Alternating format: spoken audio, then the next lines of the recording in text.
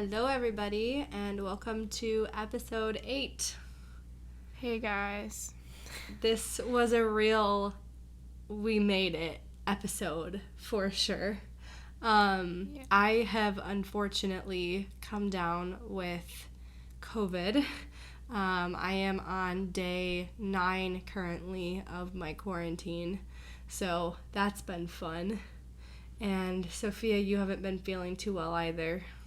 Yeah, this episode is super impromptu. Normally, we've got notes going. Normally, we do some, outline work, and we talk about what we want to talk about. But today is as real as we can get with real problems because we've both been so sick that, we just can't do anything, so. Yeah, so first episode completely unoutlined.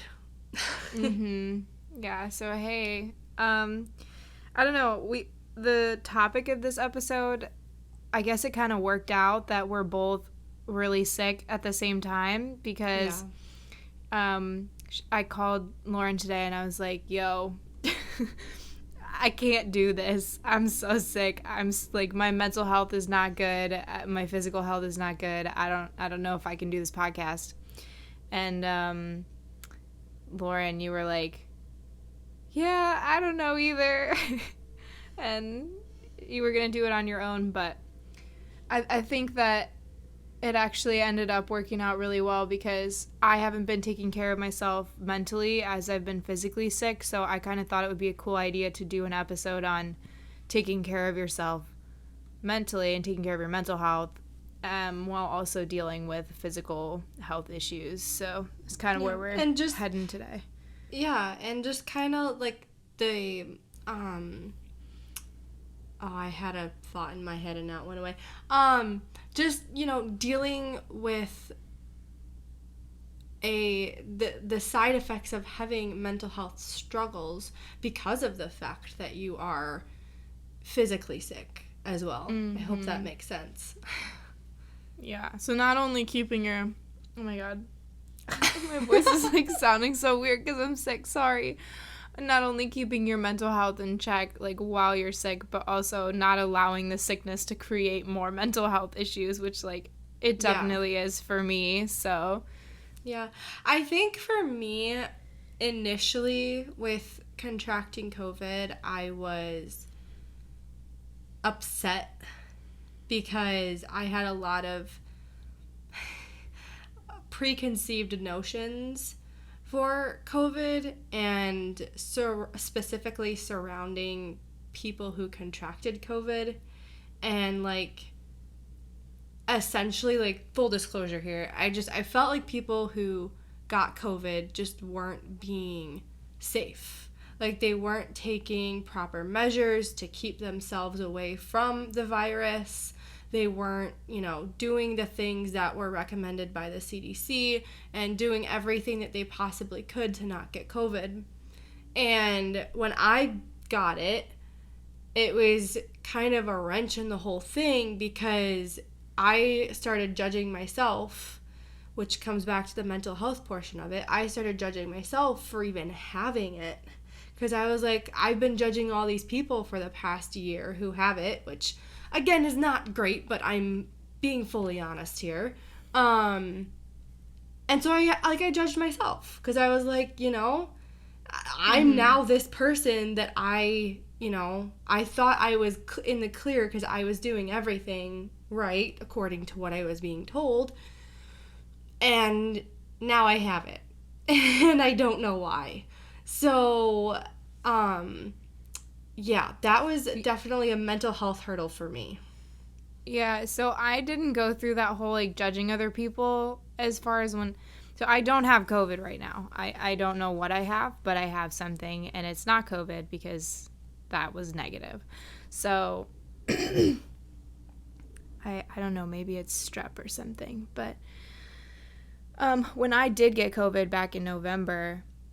I did everything that I was supposed to be doing too. I was that person that was washing my groceries. So I like brought groceries in and I was wiping them with a Clorox wipe, and I wasn't like, I didn't see anyone when I wasn't supposed to. And so like the only thing I did was I went out to dinner one time, and then I somehow ended up with COVID. I don't think it was the restaurant's fault because nobody else that I was with contracted it. So it's still a mystery how I got it.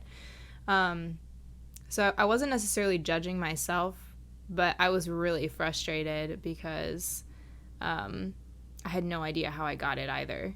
Because, like, right. I did everything I was supposed to be doing, so. Yeah, and I'm, like, I have been with my partner basically 24/7, minus COVID. I am quarantined away from him at the moment. But, like, literally, I have been with him for everything that I have done. And so, for him not to get it, he did not get it, and he also went and got the test just to make sure he wasn't asymptomatic.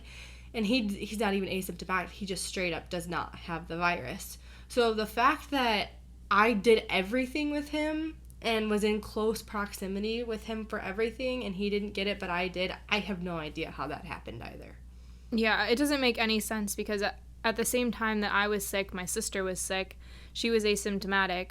She shared food with her roommates, like before we knew that she was sick. She had shared food with her roommates. And none of them got, like, she was living with them. She came downstairs. Like, not a single other person got it. My family didn't get it. Like, it just didn't make any, like, it didn't make any sense. This thing is a mystery. Yeah, I was around my niece and my sister, and I was in their home, and none of them got it. So I am the only person out of my close circle of people that I have seen for the past year that actually got it. And it doesn't make any sense. So, I've basically just accepted it at this point. I mean, I'm 9 days in. And, I mean, there's nothing I can do about it. So, I just basically had to accept it. And I knew that I didn't do anything to put myself in harm's way. So have you stopped judging yourself, or are you still judging yourself? I stopped judging myself. I stopped judging myself probably after, like, the first 24 to 48 hours. But it took me a minute. Okay. Well, like, how did you get to that point of not judging yourself anymore? Was it just, like, radical acceptance, or?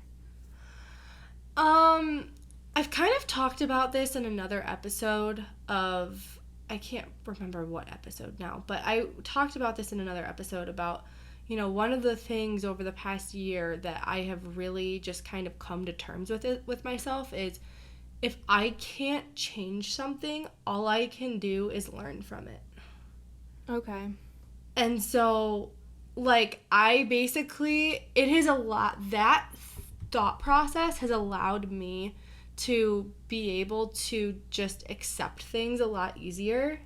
And you know, I take my time to feel sad or feel however I want. But at the end of the day, for me, it's like, I can't physically change anything. I cannot change my circumstances. There's nothing I can do. This has happened.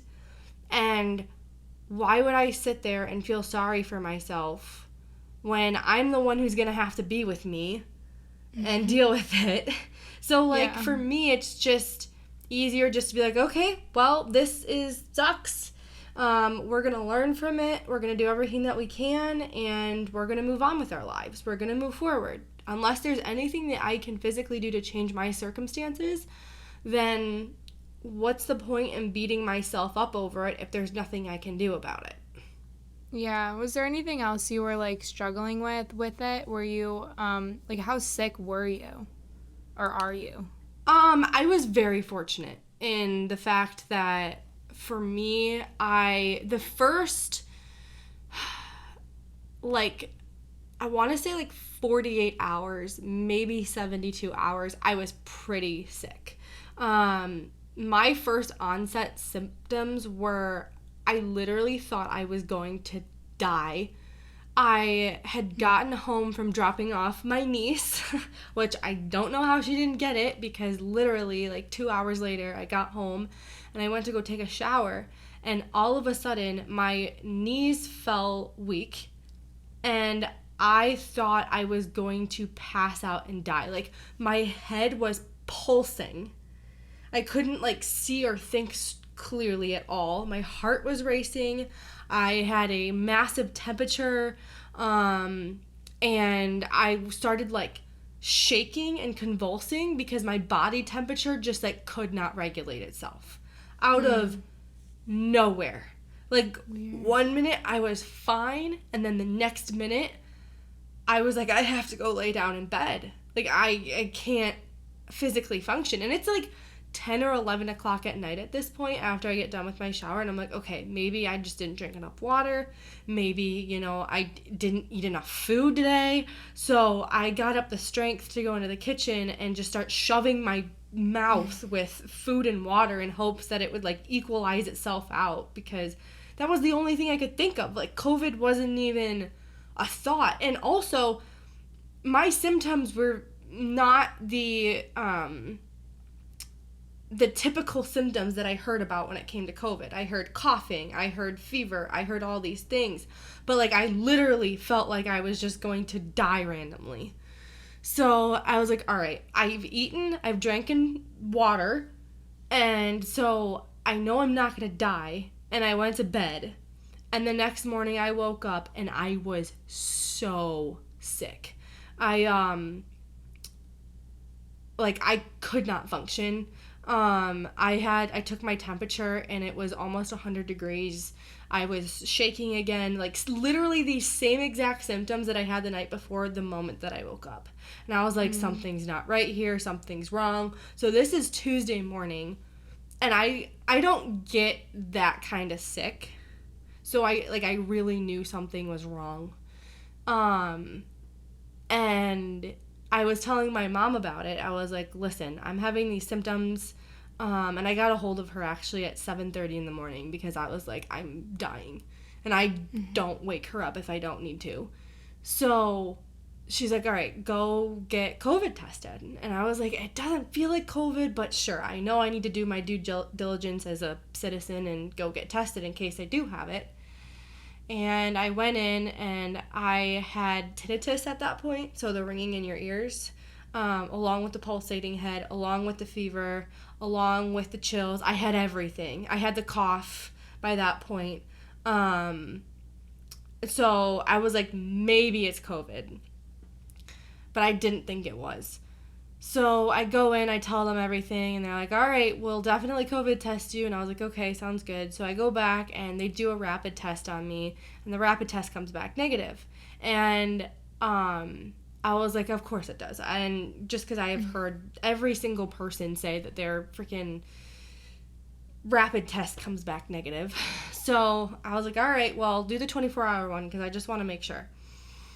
And I got it done in the morning at like 10 a.m. I called in sick to work, and I was like, I can't work. Which, if you know me, you know I don't do that because I don't like using my days and stuff. Okay. So if you know me, I do not do that. So I was like having a panic attack about using my days, but I was dying or felt like it. So I gave it the 24 hours and I waited. And I got a call the next morning and they said, have you checked your health chart online? And I said, no, I hadn't. And they said, you're COVID positive. And I was like, mother effer. And that was the moment that all of the emotions just hit me. And that was when I had the, like, upset at myself, like, what did I do wrong? And I was upset because I was going to have to be quarantined away from everybody because I didn't want to get anybody sick. So I knew I wouldn't be able to see my significant other for at least 10 days. So yeah, I was pretty dang upset. And then my symptoms, like those exact symptoms, lasted until Wednesday evening.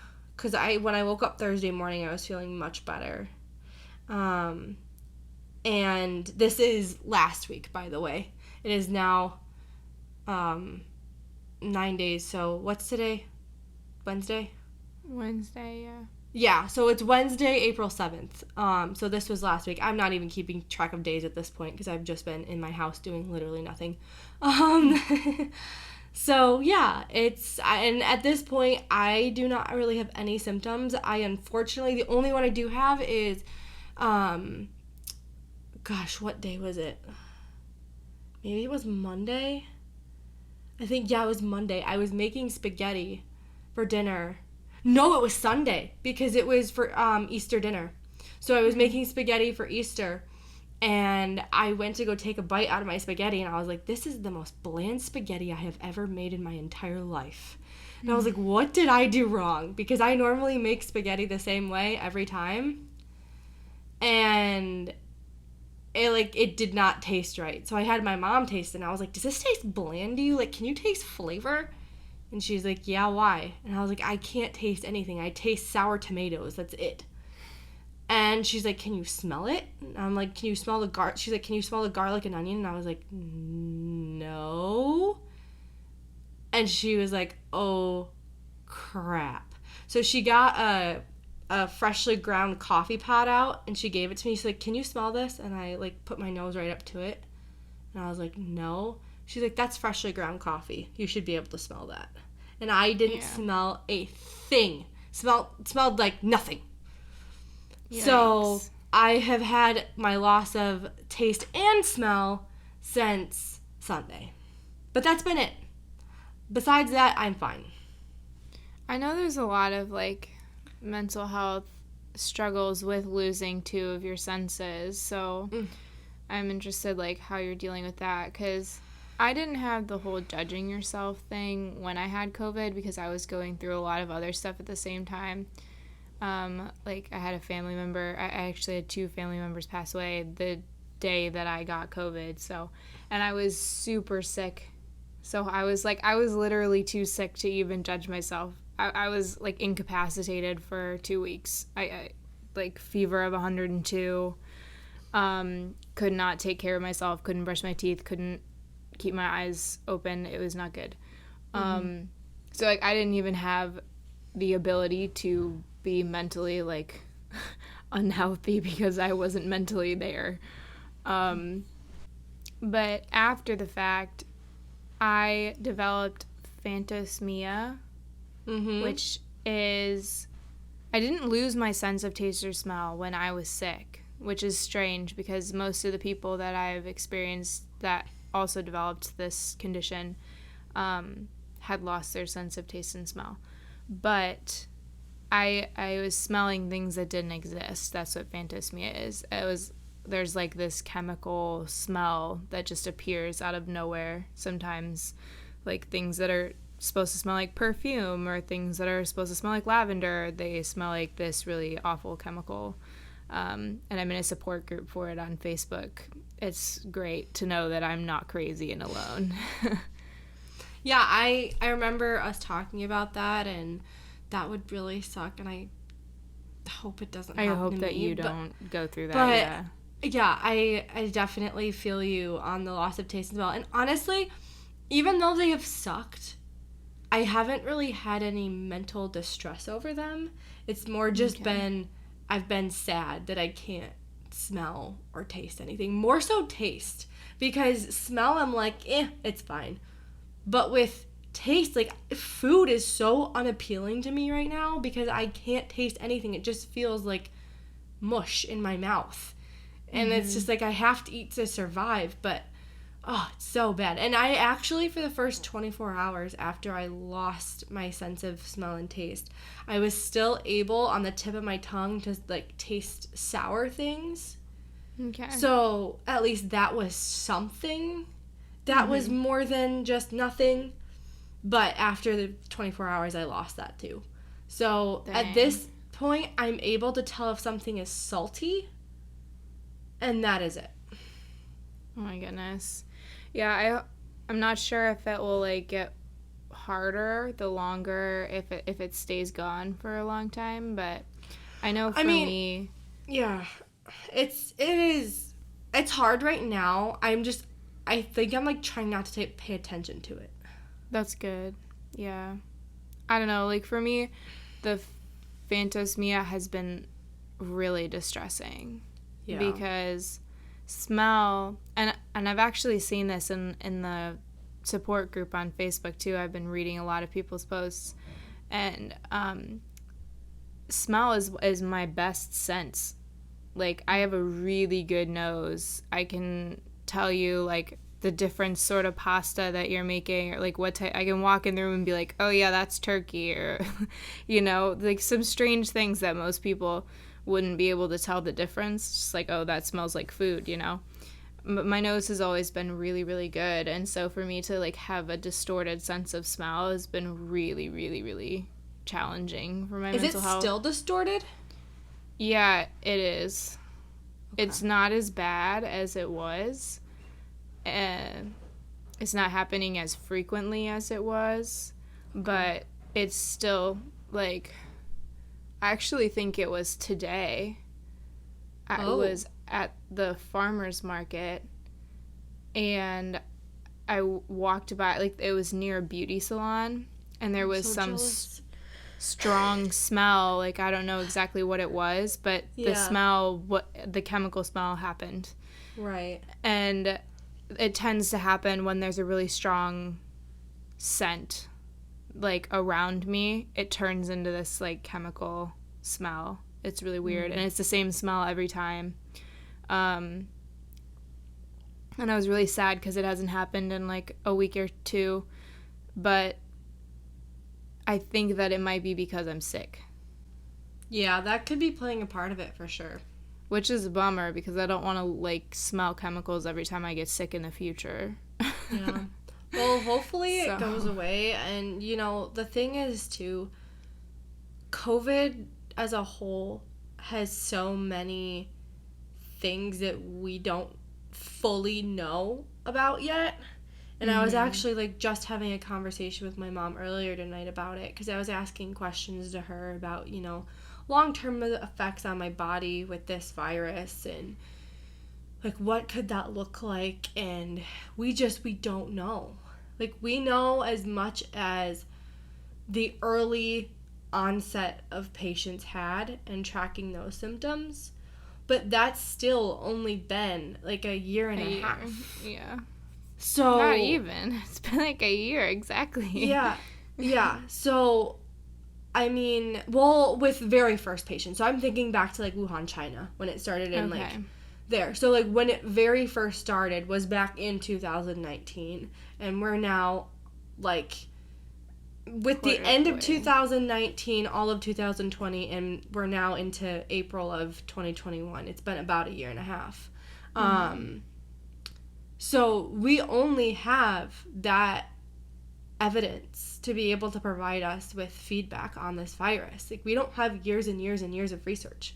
We have, like, a year and a half of figuring out this thing existed to now where we are madly trying to gain as much information as possible. So I'm sure in the coming years, as we do more research on this pandemic and this virus, we'll learn more. But it's just scary because we don't know what's going to happen. Like, we have a general idea of, like, if you get a cold or if something like that happens to you, we have a general idea of what the long-term effects are on the body. But for this, we don't. And so that's something that has actually, like, totally skyrocketed my anxiety, especially since having COVID and then developing this, like, phantosmia condition after that, which is kind of like a long-term effect of COVID. So what's something that, like let's work through this. Like, how do we cope with that? So that's actually something that I'm currently kind of trying to get through. And I don't have all the answers for it because I'm actively in this moment still trying to work through it mentally. I think that this is at least a conversation I had with my mom, who's also been staying very up to date as she works with people on the front lines and everything. I think I was very fortunate in the fact that I did not get COVID as bad as a lot of other people have. I had my age and my health working on my side with this, which I'm incredibly fortunate for. However, like you said, like, you know, you have the chemical smell and, you know, you worry about that and its long-term effects. And I worry about this taste and smell thing. Like, I've heard horror stories of people getting it 6 months ago and it still hasn't gone away. So I don't know exactly how to deal with it right now. And I think partially because I really like, how are you keeping yourself sane? Like, I know you don't, like, have the I don't end-all think of, be-all like, answer, but, like, what are you doing right now? The thing is, I can't do much. And this comes back to that whole thought process with there's nothing I can do. And at this point, I've kind of just accepted the fact that there's nothing that I can do about it in this moment because there's not enough research to prove anything. And while I know that might be really hard for some people listening, it took me a long time to get to this sort of a headspace where I'm able to do this. But for me, I've basically just pushed it away and pushed it out of my train of thinking until there's something I can actively do about it. Yeah. Because for me, I can't, go ahead. When I was sick for, like, a really long time, like I said, so, and I work out consistently, and so when I couldn't work out a month after I had recovered, I was freaking out. And I was thinking about all of those things that we've been talking about with, oh my God, like, how are my lungs destroyed? Like, what are am I gonna get cancer down the road because of this? Like, what are the long-term effects? And I was just panicking and freaking myself out. But I'm now, like, how I'm dealing with it is similar to what you said with there's not enough research, so I'm just like, I can't do anything right now, so I'm just not going to worry about it, which is a really good, honestly, way of thinking. It's not avoiding. That's just, like, being realistic. But I've also been focusing on the little positives. So the first time that I was able to go for a mile run without stopping, I was just so excited. Like, I wasn't thinking, oh, man, like, that's so rough that it took me this long to be able to run a mile. I was just focused on that. I ran a mile. That means I'm recovering. Like, just all the small positives that were happening. And then, like, the fact that when the chemical smell happens, sometimes I'll just sit there with whatever it is that's smelling like chemicals and just keep smelling it until it stops smelling like chemicals.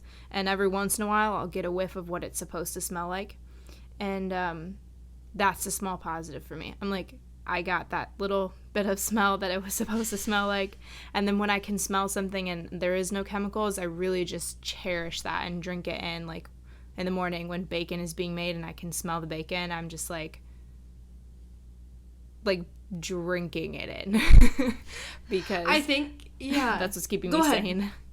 No, and I think that's a good point too. I mean, I have not dealt with this as long as you have, and my symptoms, from what it has sounded like compared to both of us in our own journeys with this virus, they have been slightly different. Like, my lungs did not really get affected. I had a slight cough and I have had a slight sneeze, but besides that, I've been very fortunate with that aspect. So, like, I went for a walk and I was completely fine, and it was just around my house, by the way. I didn't go anywhere, but I just walked around my house and on the outside of it, and I was completely fine.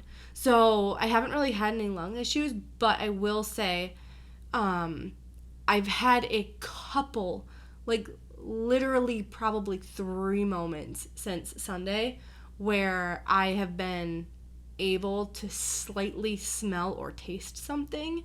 And in those moments, it gives me hope. And it also, it feels so good, because I'm like, okay, maybe it's actually gonna come back. Like, you know, and it's like, okay, I actually was able to do this, because at this point I do have a fear of, like, what if it never comes back? Yeah. But I try not to think about that and just focus, you know, on the positive of it, or just not think about it at all. And it's worked for the most part, but I have had a couple of moments where I get really excited. Yeah. No, but that's good. And that's what I think that I was trying to say, is, like, reframing, instead of, like, oh, this negative thing happened, what could be going wrong, or what's going wrong, or what's been going wrong, or what is wrong. Instead of like focusing on those things, focus on what's going right. Because like there could be a million things going wrong. If that's all you're focused on, there could be 2 million things going right, and you don't notice them because you're only focused on the things that are going wrong. So right. Yeah, I agree. And one of the other things I really wanted to touch on in this episode too is I know that there has been a lot of conversation over the last year in regard to the isolation that COVID has brought, between the stay-at-home orders, actually getting COVID and having to quarantine for however long that is. There has been a lot of isolation. And I am not a person who does okay with not getting out of the house at least once every like 48 hours. Like the most I will go is 48 hours, and then I will go for a drive. I will go get ice cream. I will do something as to where I am out of the house. I'll go for a walk in the park if I have to. Just like anything to actually get out, get some fresh air, and not be in my same surroundings. And this has physically forced me to be in the same surroundings for days on end. This is the longest I have ever gone with being in the same spot since I was probably a teenager and didn't have my license.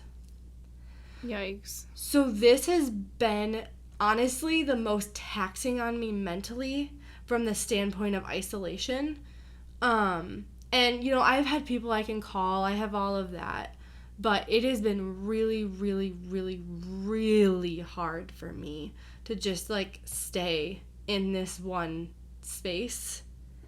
And I have felt such guilt for even feeling that way.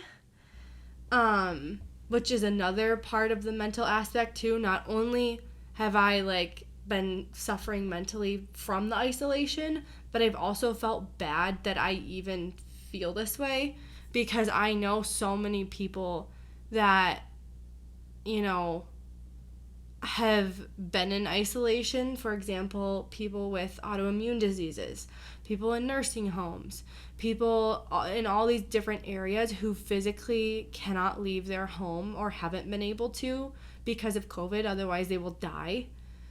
And it's just like, I know that when my quarantine is done here in the next couple of days, I get to leave my house and be fine. And all these other people don't.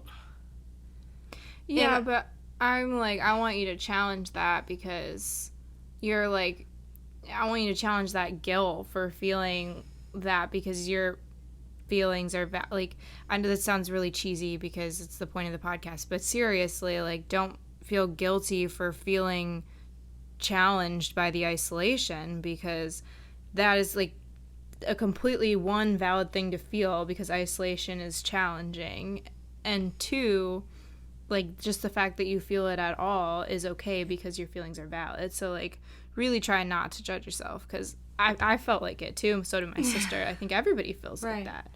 Right. And I think another part of it too is this is gonna sound absolutely terrible, coming out of any person's mouth, but it's the general honest truth, so that's why I'm sharing it. For me, when I saw people who got COVID and they had to self-isolate, I didn't feel bad for them, because it went back to that whole thing of like, what did you do to put this upon yourself type of a situation.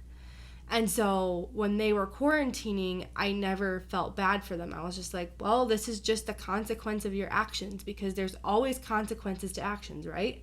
Whether negative or positive, there's always consequences to actions. And as human beings, I feel like we deal with that in life. And that is unfortunately the consequence of contracting this virus. And if you didn't want to quarantine, you should have been more careful, which is basically what went through my head. So now when I'm complaining about it, being like, oh my gosh, this is terrible. I'm thinking back to like all the things that I initially thought, and I'm like, why am I complaining?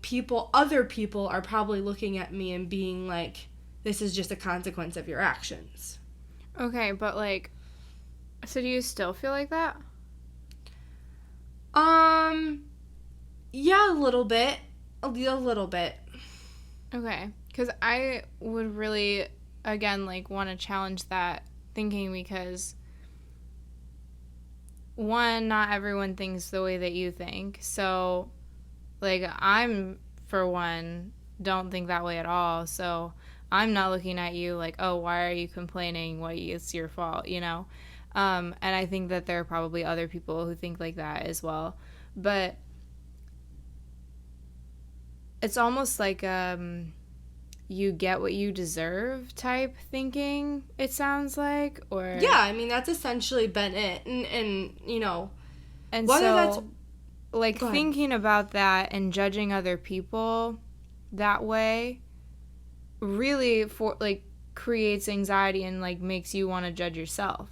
So I think that like looking at that and maybe trying to like rethink the way that you are looking at other people could really help the way that you're looking at yourself, because it's nobody's fault that they got COVID. Like, nobody goes into an environment and they're like, heck yeah, I want COVID. I mean, maybe there are some people. Those people, they might be crazy, but I may have heard stories of people who, like, are intentionally trying to get COVID. I don't know. Yeah. But, like, that's not the people I'm talking about. I'm talking about no regular person goes out and does something and is like, yeah, I'm just going to get COVID and I don't care about it. Because I think everybody at some level has some kind of fear about it. Even if you're, like, a conspiracy theorist and you don't believe it's real. I think that if you were to, like, actually get it, you would be, like, a little freaked out. So I have been surrounded. Well, I shouldn't say surrounded, but I have been friends on social media with people, which, let me pause right there. It has been so interesting to see how the people that you have associated with for years and the way that they react to certain situations, like, that you did not picture them reacting in that way. Anyways, I've seen them on social media just be like, you know, F the virus, I'm gonna do what I want, I can't do this anymore, and then they get sick. And then I'm like, well, that's a consequence of your actions. So, yes, I have had multiple people in my life, especially my family, who has quarantined, who has done all the things that were recommended. But I've also seen people who have just straight up, like, not cared. Yeah, but I don't think that means they deserve to get sick and have COVID.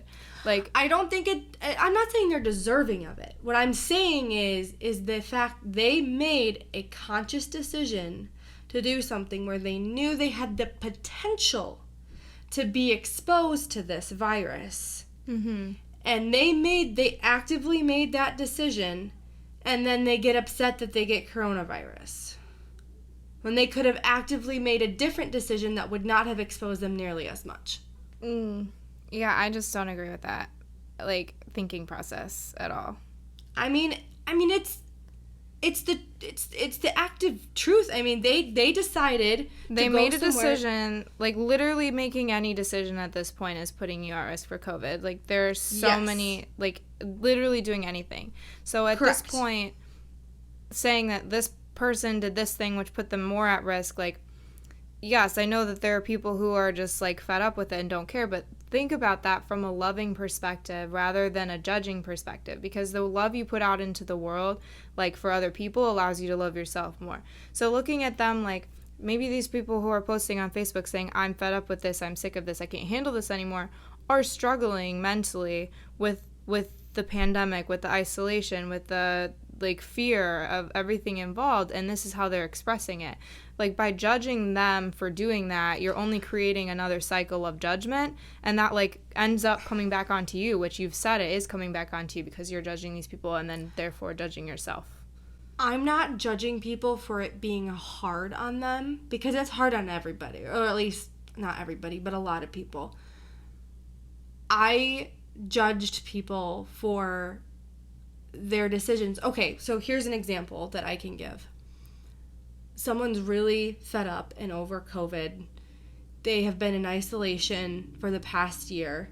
They have not received the vaccine yet. They have not received anything that would actually protect them from getting the virus.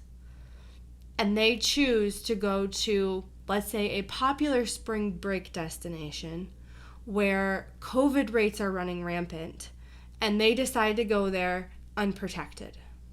Mm-hmm. From my loving, caring standpoint, I wish that they did something that was a little bit more safe. Maybe, go somewhere where there's woods and go camping. Go, you're still able to get out of the house. But I think that there are decisions that we can make that are safer than others. And I love those people very much. And so I don't want to see them hurting. And then they go and make decisions that then hurt them and then get upset that they're hurt. Mm-hmm. That's the way my brain has processed it. Yeah, I mean, so then are you saying you don't feel bad that they're hurting? I'm really sad to see the amount of, pain this virus has caused us all. I mean, I'm not excluded from it. Like, I have seriously been, this, virus and being so isolated has been really hard on me. But at the same time, it's like, I don't even know how to answer that question, because it's hard on everybody, and I don't want to see anybody hurting, but I also don't want to see anybody dying. And so I think that there's a balance in decision. Yes, I hear what you're saying. You make a choice, and then there's possible consequence to that action, but I don't think that makes anybody less deserving of understanding or love or I understand care. I understand that they're struggling. That's not the issue. I fully understand it, because I mean, I'm struggling. Most of the world is struggling with this. But then again, a lot of us are staying in our homes despite having those, feelings. A lot of us are still staying protected. So it's hard for me it's hard for me to feel bad for the consequence, especially knowing that I love them and I do not want to see them potentially die, because this virus is doing that to people. Right. So I think that what I'm saying is there are choices and there are variances within those choices. For example, I already stated this, but going camping in the woods where nobody else is, with your little pod that you've stayed with all of, being with having the virus. There are decisions that you can make that are less likely to put your life at risk. And what I don't want to see is you putting your life at risk. Yeah, I don't. But that's not up to you. Everybody is going to make their own decisions, but no matter what decisions people make, that doesn't make them any less deserving of love and understanding. And so I get what you're saying, and it's not even that you have to feel bad for them. I don't even think that's not even my point. My point is that it sounds like you're judging them still, and that's the thing that I'm wanting you to challenge, is the judgment of their decision, because one, it's not your decision, and two, that type of thinking pattern, wanting to control other people's decisions, or wishing that they made different decisions, creates you judging yourself more. It just backlashes. I mean, maybe there is truth to that. I'm not denying that there is potential truth to that, but I'm not But so I want to give it a personal example for that. Okay, so the thoughts of me being a slut. When I judge myself, because that was something I've talked about in a past episode. When I was having all of this self-hatred and self-negative thoughts, it stemmed out of the way that I saw the world and the way I judged other people. I would look at other women who would kiss a bunch of guys or do things with a bunch of guys, and I would think they're sluts. Even if they weren't having sex with them. Like, I was just like, oh, that's really, like, promiscuous. That's really hoey. And that type of thinking and, like, judging other people's decision-making backlashed onto me and my own self-love. It made my ability to love myself less because of how I was choosing to judge other people's decisions. And, like, that's all I'm saying.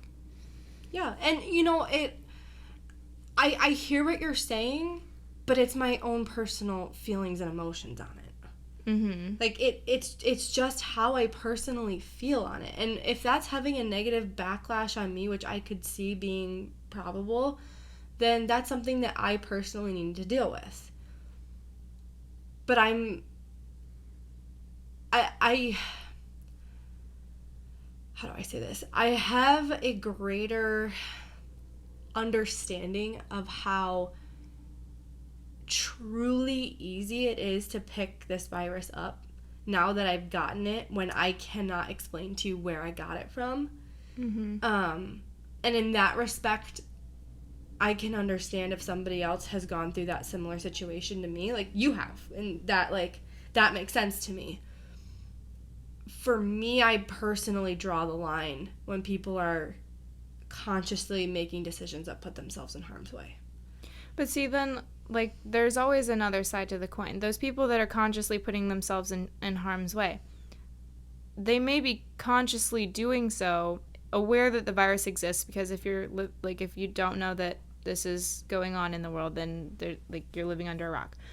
But some people are not aware of actually, like, how damaging the virus is, or how, you know, how it really affects you once you get it, or affects the loved ones around you. And then it takes, unfortunately, that as a wake-up call for them to get it, to see that, you know. Yeah, or which, that goes into a whole other form of my thoughts on education and my thoughts on, you know, people with where they are mentally with this virus, and we do not have the time to go down that rabbit hole. Mm-hmm. But I hear you, and I mean, I guess this is something we're just going to have to agree to disagree on, because it's the way that I feel on it. Yeah, and I hear you, and I'm fine with disagreeing, or, like, agreeing to disagree. I do want to say one other thing on it, though, that as far as my example goes with, like, feeling like a slut, that's the way, like, I'm like, this is the way I feel. Like, people, like, I didn't think people should have sex before marriage for a very long time, and I thought anyone who has sex before marriage and gets pregnant, that's their fault. They made that decision. That's your problem. And didn't know how much it was, like, creating a backlash onto my own self-love.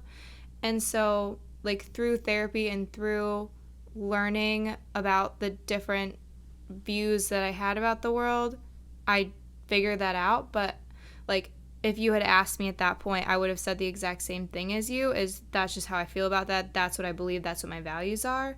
And that would have been the end of the story. So I just want to say, like, anyone who's listening, and then to you, if you, like, feel really strongly about something, there's nothing wrong with that. Like, your feelings, everything you feel is great, valid, like, feel them. They're, but ask yourself, like, where does that come from? And is it creating positivity for me in my life? And just, like, challenge those things is all I'm saying. Yeah, and, you know, I think really, as much as this initially may have triggered a lot of emotions with the way that I have felt outwardly towards this virus, and towards the way that it's contracted, and the way that, you know, people have made their decisions over the past year, it's not something that's still, like, on a day-to-day basis affecting me.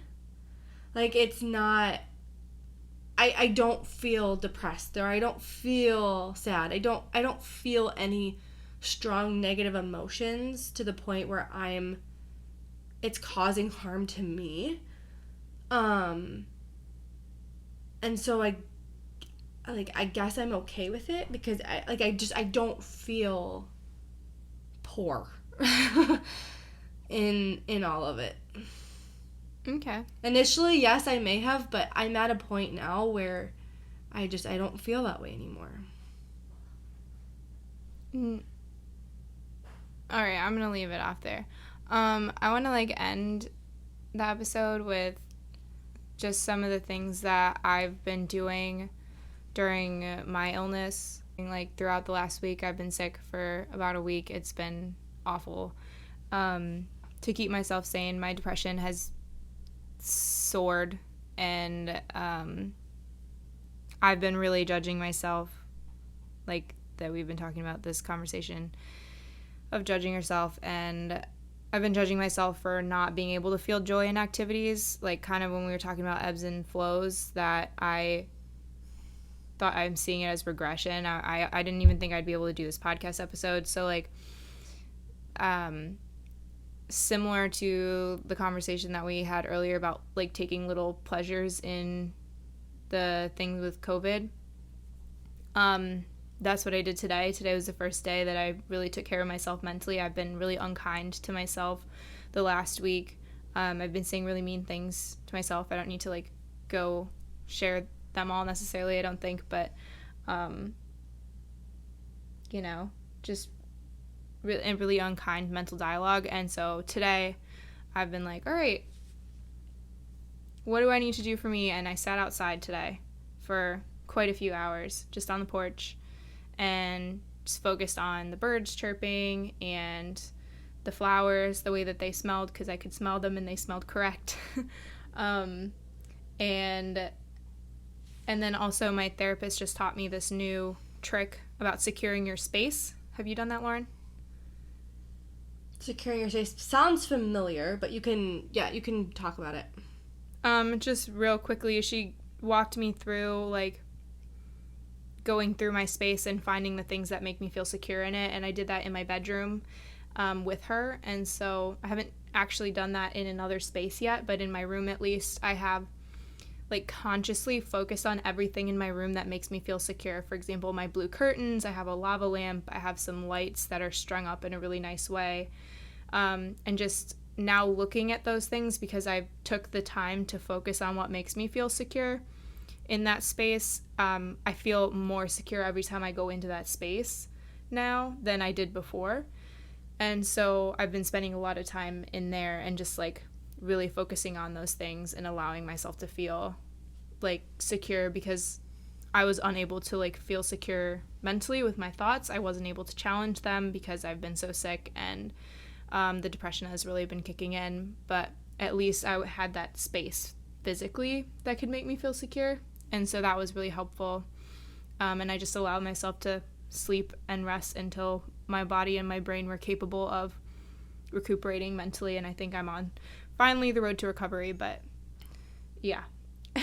Well, I'm glad. I'm happy that you were able to do that, and I'm happy that you were able to find things that bring you a sense of security and happiness, and I am glad that you have the tools at your disposal to be able to do that. I'm glad that you have your therapist who can work with you to find these things, and I'm really glad that you have all of that.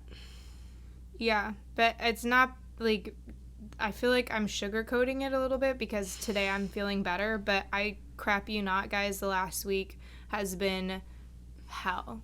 I've been just so unkind. I've been unable to do or say anything. I've been super not respondent, Lauren, and I'm sorry. I don't think that you tried to reach out to me too much because you've been sick too, but yeah. So thankfully that kind of happened at the same time. But I woke up this morning and I was have you ever done that thing where you just look at your hand all limp, or look at your body just being limp and you're I don't remember how to move? Has that ever happened? That has never happened to me. Oh my God, that happens to me when I'm really depressed. And we need to talk about depression in an upcoming episode soon, but I just look at my limbs and I'm yeah, I don't remember how to move, and that's how I felt all week. It's been very bad. So yeah. I'm sorry it's been so hard for you. Yeah. I'm happy that it has not been so hard for you. Yeah, I am too in a way. I really am thankful that I had a lot of things working on my side for it, which I know a lot of people aren't, and I've felt very fortunate, and yeah, I mean, that's the best that I can do, and I wish everybody, this episode may have made me out to seem kind of biatchy, but I truly do have the best intentions for everybody, and I really do want everybody to be safe and sound and healthy and happy. And my emotions truly do come from a place of love, even though you may not, you Sophia, or you, our audience, may not take this episode that way. It truly comes from a place of I just want everybody to be happy and healthy, and it hurts me when I see people make decisions that I don't think could result in the healthiest of options.